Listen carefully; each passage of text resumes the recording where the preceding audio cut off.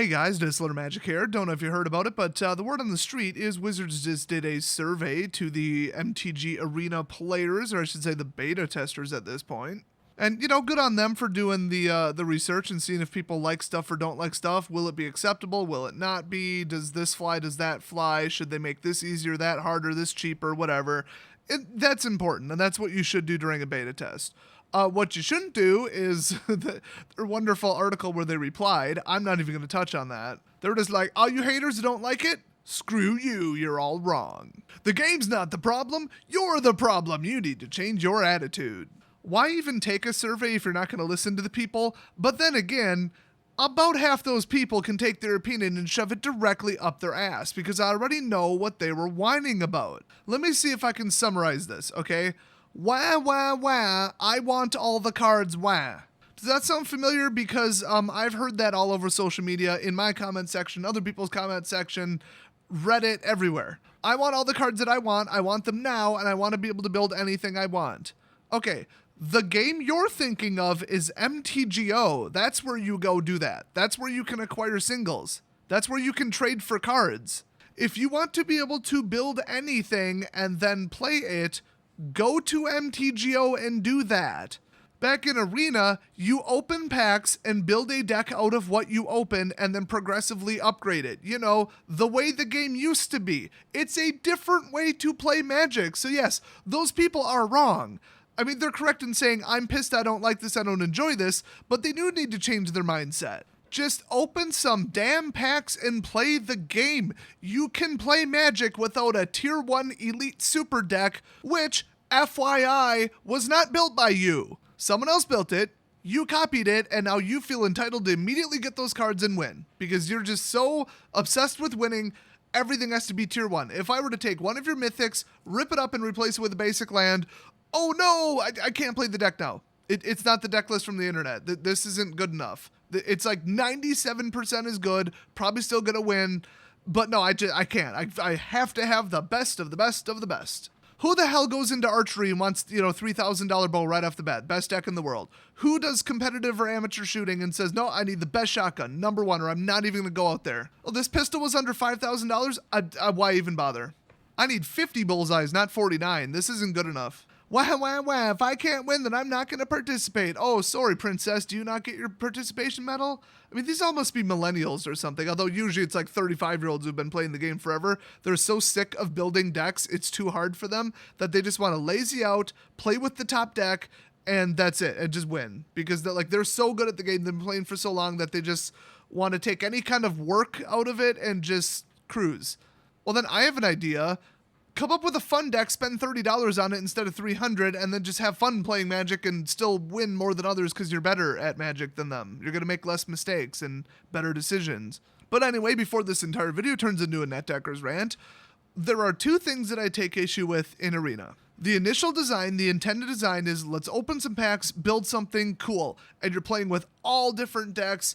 What you open determines what you build instead of I want to build something and then I go acquire them. It's completely backwards, but it's fun. I mean, the funnest event, and I think that most players agree, is pre-release because it's so chaotic and crazy and you have no idea what you're going to get and you end up playing some strategy you're not familiar with. Maybe you find a new, strategy, a new color that you haven't played before and you're like, that's it, I like this. Like, I don't usually play stuff like this, but hey, that's what Arena is, okay? Here's the problem. Two problems. One, someone's going to spend $1,000 and build whatever the hell they want, and eventually if you keep winning, you're going to get paired up against them, because I heard it's based on, win percentage / estimated skill. So if you win enough times with your, very well put together, just out there left field deck that's still totally solid, totally works, you put something together that's amazing because you're good at deck building, eventually you're going to go up against somebody who built the tournament deck, okay, the number 1 or 2 or 3 or 4 deck in the world, which honestly, you can't even really rank them that way, it's more of a rock, paper, scissors thing, but just one of the top decks,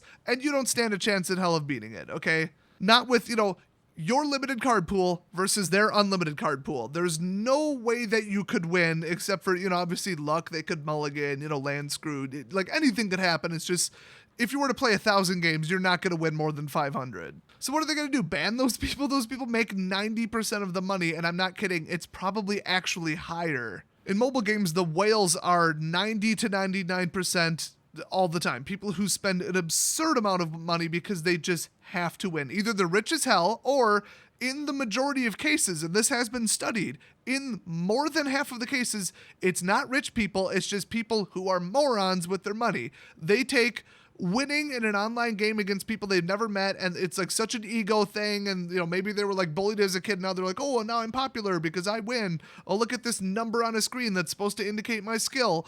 Well, nothing's more important in my entire life than that. And then they're in playing like Arena while eating ramen and their car gets repoed. What are they gonna do? Ban those people? What are they gonna do? Ban the top decks, or you just can't build this? Which, I mean, for the record, they did do that in duels, okay? I didn't play duels that much, but I had heard that you were limited to like 1 or 2 copies of any given mythic in a deck, and like something else like that. Like there was all these limits, so you could not build too powerful of a deck. They wouldn't let you do it. So there's a concept. I mean, should they have done that? I would say no. I think that's stupid. I mean, it suppresses overpowered net decks, but it also suppresses creativity. What if I got some $20 deck idea that requires 3 of a mythic and you're only allowing me to run 2? That's just stupid. So that's the number 1 problem with Arena. And the number 2 problem, which is much, much, much worse, it costs the same amount of money and effort and luck and booster opening, however you want to put it, prizes, free giveaways, whatever. It takes the same amount of all that to build a garbage deck as it does to build a good deck.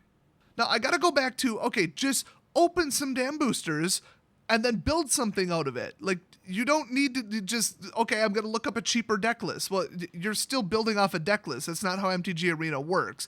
So that aside, if you did decide to build like a lesser deck, a less powerful, cheaper, maybe more of like an all-in combo deck, or just like a mid-range speed instead of red elite speed, just like a secondary deck, like, or just an idea that not many people are playing, but that is super solid, but just happens to be like nothing in card prices. It is the exact same difficulty and price and cost and probability to pull the cards you need in the lesser deck as in the elite deck copied from the last tournament results. And how do you fix that? How do you assign cards a value based on, there's no trading. What they would have to do is, like, if a mythic is $1, make it show up more often in boosters, and if a mythic is $20 in real life, then make it show up less often, which that would piss some people off. And there's enormous problems with that, obviously.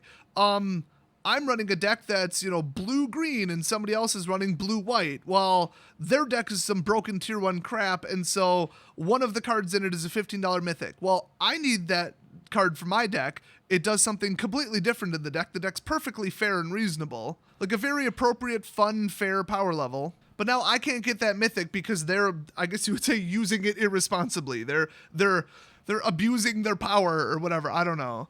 There's got to be a better phrase for that, but you guys get my meaning. So they can't really do that. So there's no way to stop the I'm just going to spend my way to the best deck people. And there's no way to, really fix the problem of cheap decks aren't cheaper. So, what are they going to do? Just tell everybody get on the same page. Open a small amount of boosters, build a deck, play, enjoy the game. That's it. If even 1% of people don't do that, they're going to ruin it for the rest, because eventually you're going to play against one of those people. So what? Scrap Arena? Get rid of the whole project? Fire everybody? Cancel the project? Never release the software? Is that the solution? Is there no solution? Should they have built it this way from the beginning, or should they have just known that it's not going to work? Or are they relying on the whales? This is MTGO, but it costs 5 times more to build any deck. That is a definite maybe. I know some people are adamantly saying that was the plan all along, but I'm going to say not necessarily, because remember, what were the goals? Synergy, getting people into the LGSs and having like parity, I guess would be a better term, where if you go to a pre-release, you'll get a special code, and they already assured us they are going to do this. This was like a year ago they said this, before Arena was even out. They announced it, and then they said, we are not just looking into, but we are going to do this. If you go to game day, if you go to pre-release, if you go to a special event, some draft day, some release, whatever, or if you buy a booster box, at pre-release, we will try to get you something so that you get something for free in Arena. So it's value added to the paper product. So they want to push the paper product, get some butts and some seats, get people out there to the pre-releases and the other events at their LGS, and then give them something for free in Arena as a value-added, virtually zero cost. Because, copying and pasting and entering a database, which is basically what, the game's programming is at the back end, that doesn't cost them a damn thing. I mean, it really, if 11,000 of a mythic exists instead of 10,000, they didn't have to print anything, they didn't have to ship anything, you get the idea. Well, if it's some broken crap that's unfair, everybody hates it, nobody plays it, and it's a disaster, and it's just pay-to-win crap, and if you don't spend $1,000, you have no chance of winning, so why even bother playing it? Well, then that's just MTGO. I mean, what they said they're not making another MTGO, so I would almost lean towards, no, that wasn't the original intent, to just pocket money from whales and that's it. So that's why I think the matchup system is where they were going for the great fix, because I haven't played MTG Arena at all. I've watched about 5 minutes of gameplay, but the last I heard, there was 3 difficulty tiers, 3 classes, kind of like StarCraft 2. You know, bronze, silver, gold. And there's like 2 or 3 higher than that, so it's a bad example. But, like, until you elevate to gold, you're not going to play these net decking douchebags. You're going to play people who spent a similar amount of money as you. So you're always going to play with, like, your people, and they're not going to pair up some person who opened 5 boosters against somebody who opened 500. It just won't happen. So maybe that is the fix. Maybe it's not as bad as people think. But then again, everybody's pissed. The survey was not good, okay? People were just not happy. So I guess it's not working? Or maybe they scrapped that system, or maybe if you are a better player, like I opened 20 boosters and built something, and somebody else opened 20 boosters and built something, and I just did a way better job of it, and I played the deck better, I'm eventually going to get booted up to silver or gold, and then, oh crap, I'm going to be playing people I don't have a chance against. And I'll constantly just yo-yo between, well, that was overpowered and didn't have a chance of winning, and wow, I crushed that guy. Neither one of those are fun. I think it's kind of hard to dial into, okay, that person is my skill level, and their deck is my difficulty level. Cool. So let me propose an alternative, because you guys know I still use Xmage. I don't know why the hell I do. I hate them. I hate the company. I hate the community. I especially hate the European server, and I hate about 50% of the players on it. It's the most toxic community of assholes you'll ever find.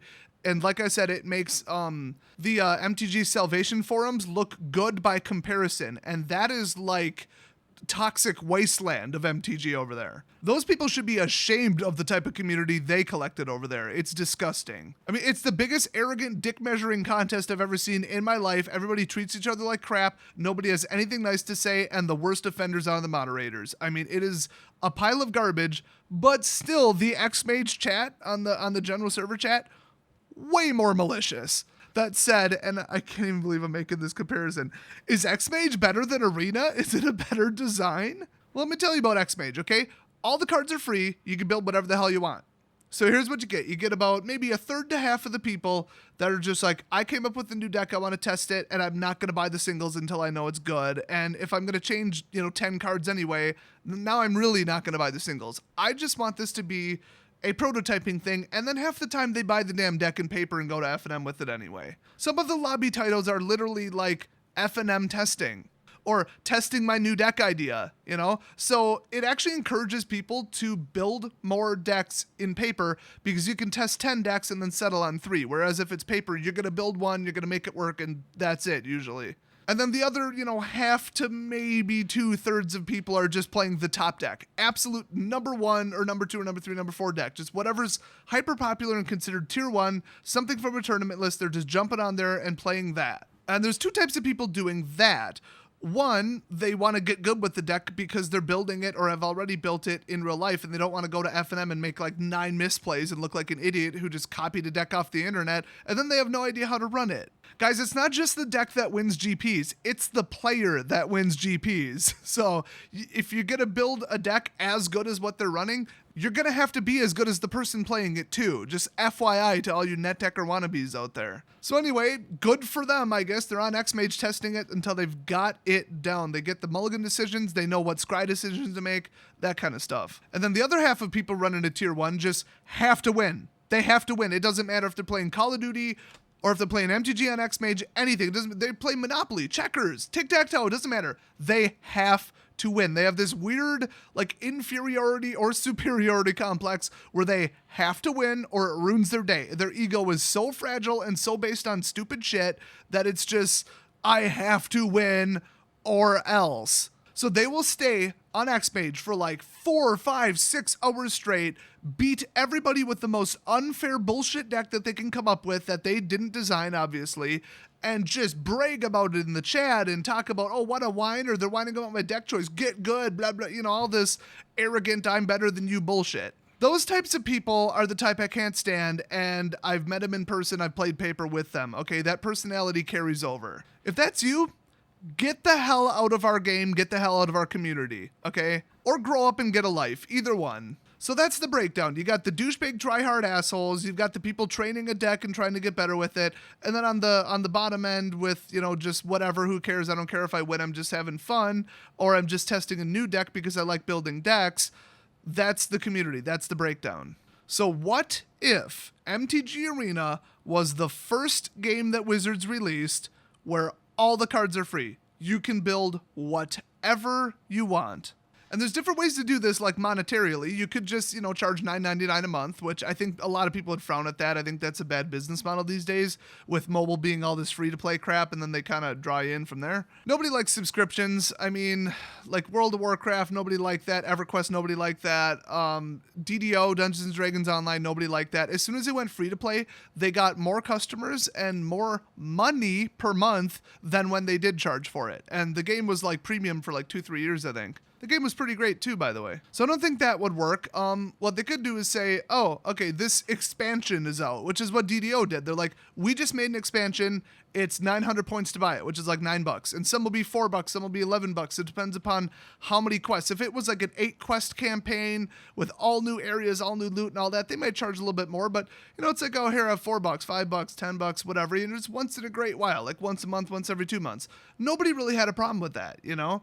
And it wasn't like, no, $9.99 a month, the end. You pay that. Well, what if you had some, you know, car breakdown and you don't have money that month? Then you just don't buy the expansion yet. I mean, it was so up to the user, and then the vast majority of people would buy every single expansion that came out. So I've heard that that's kind of to an extent how Hearthstone does it. I know it's not directly how they do it, but I heard an expansion comes out, you basically buy it, you have enough to build the deck, and that's that.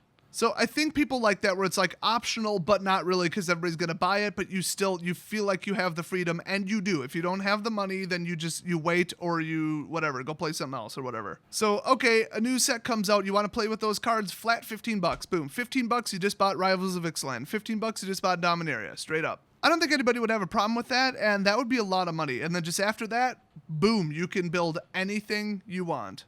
So, I mean, wouldn't everybody, it would just be the same 3 decks, the same 4 decks, the same 2 decks, depending upon the variety and what people consider to be tier 1 and what beats what? What reason would anybody have to not run what's perceived as the top deck? So it would just be boring, stupid mirror matches. Well, it isn't on Xmage. It just isn't. I mean, you would think, yes, that's what would happen, but then you look at Xmage, no, that's not what happened. I could delve into the psychology of it or whatever, but it's just some people want to play to have fun and some people like building decks. And I think that would carry over to Arena. And plus, you guys know that if enough people start playing Red Goblins, I'm going to play anti-Red Goblins, and I'm going to win my ass off with that deck. So there's one legitimate reason I wouldn't build a tier 1 deck. I'd build a tier 1 deck killer. You know, something specific that only beats that. It's not even considered a good deck, and if I play somebody else running just an average deck, I'll probably lose. But it will beat just the top decks. I mean, if they're all slow, I'll run Rush. If they're all fast, I'll run Burn Your Hand Out. Early cheap removal and disruption, and then just mid-game bombs. I mean, that always beats Red Rush. If burn is huge and quick damage is huge, I'll run lifelink and life gain. I mean, it's just, I will have a natural advantage. So you get this weird rotating meta that's real quick where some people are snaking in with these cheap little decks. That, and people like to come up with ideas. And so, I mean, maybe still do the tiered thing where all the tryhard douchebag T1 people will play each other unless you want to venture into that, you know, and or maybe just have, you know, ranked matches, non-ranked matches, so that if people want to be competitive or they want to just have fun and play some weird fun stuff, you know, there you go, and then have prizes, or like they do in MTGO, get rid of the whole trade for cards thing, just make it an unlimited card pool, and then charge like 50 cents or $1 for every event that you go into. You know, charge event tickets, like they do. So you can build anything, but you go into an event. And plus draft, I mean, who cares what you build in draft? Because it's draft, you can't build constructed. And then you could have cosmetics, you could have custom card sleeves that your opponent can see, and like super ultra premium ones that look super cool with like dank memes on them, like Grumpy Cat sleeves could be $5. I'd buy the shit out of that. But you know, if you want to do ranked games for like prizes, like cosmetic stuff, you know, extra sound effects or like wind stuff or taunts or emojis or just, I mean, all that, you guys know, you've played mobile games. Freemium games can add in anything, new background music tracks, foil versions of the cards, all the stuff that you don't need to play the game. You could give that away as prizes or have, loot boxes or whatever, but it'd be 100% cosmetic, 100% optional. And then if somebody wants to show off how great they are and how rich they are, they can have an all foil deck and just pay whatever it takes to get that, But then charge tickets to the premium competitive, tournaments and stuff. And then let casual play for free. I mean, it's just basically copy Xmage except monetize it a little bit. People would flood to that. Oh, so why go to F&M? Why play paper? Why wouldn't I just play digital? It's free. I could do whatever I want and I have a limitless card pool. Because once you build it online, you're gonna want to play it in person. I don't think anybody's like, well, bye y'all, I'll never see you again. I'm never attending this LGS ever again. Screw F&M. Because remember, all the prizes you're winning are worth nothing. All the cards are worth nothing. Not true with paper, not true with, collections, trade binders, all that stuff. And I think, just think about it. Somebody comes over from Hearthstone. I've never played Magic before, but I heard this is free. Cool. They jump into an unlimited arena, where you have access to all the cards. They get used to having access to all the cards and building whatever they want. And then somebody says, you can go play in person for like real actual cash prizes, like for real. Well, not cash prizes, but like boosters that could contain a foil Karn. You know what I mean? Or hey, 70 people came to this last pre-release. It's a riot. We get pizza. It's great. Oh, I met all these cool people. Hey, there's some geeky single girls there. That'll get some butts and some seats. Or like the craziest thing happened and everybody thought it was so funny. We get together and have a blast. I mean, the internet's the internet and in person's in person. I think people do appreciate getting out of the house to go do something once in a while. Even I do, and I hate people. So I don't think it would crush it. I don't think it would be a market replacement. And it's just like, who steals copies of hot games? People who pretty much don't have the money, like 13-year-olds who have no money. They're never going to drop $60 on, what, Far Cry 5, so they go pirate it. They weren't going to be a customer anyway. They don't have the money. I'm not saying that's how every pirate is. Usually they're just selfish, entitled douchebags. And they also don't understand the concept of it may contain a virus. But, people who are like, no, I'm only playing MTG for free, it's usually because, trust me, they're only going to play MTG for free, okay? And maybe sometime they get some kind of money or some kind of prepaid card of some sort. Just like, Google Play or whatever. And you get $5 from them one time. Cool. That's all you were going to get from them. So why not have, the low tier and still let people spend whatever they want on cosmetics? I think that would be a better way to design MTG Arena. Make it completely limitless, monetize it, make it optional, and draw in tons of people. They would get so much attention. I mean, they could probably just wipe out Artifact, which is the new trading card game coming out from Valve. I'm sure that's just going to be money-grubbing, greedy, pay-to-win crap. I mean, because this is Valve. All they care about is money. They have no morals, no ethics. They don't police their own store. It's just a complete shit show over there. If everybody hears, hey, MTGO basically just went free to play and they upgraded the graphics. It's called Arena. People just flood in. Some people would be like, I don't even have a place to play, but I play online, which is nice. And I honestly just want this card in person because I want to put it on a frame and put it on my desk, It's like amiibos. You need them to play, but people also collect them because they look cool on a shelf, you know what I mean? So what do you guys think? Would that be better? Would that be worse? Or is there a third option? Is there an actual other way to fix MTG Arena? Or is it just fine as it is and people just need to stop whining and realize that you can't just build whatever you want and wham, wham, wham, mommy's not going to buy you anything you want immediately. Get some patience and get real and learn how to play the game. I mean, I don't have a problem with telling certain people that, but I still think that MTG Arena is designed incorrectly. So let me know your opinion down in the comments section. I know this is like super deep, very thought heavy. It's like, oh, what if? Oh yeah, that is a good example. But what about this? Really gets you thinking. This has been rolling around my head for at least a week. Like, how could they improve this? So I would love to hear your thoughts. Leave them down in the comment section and I will see you guys next video.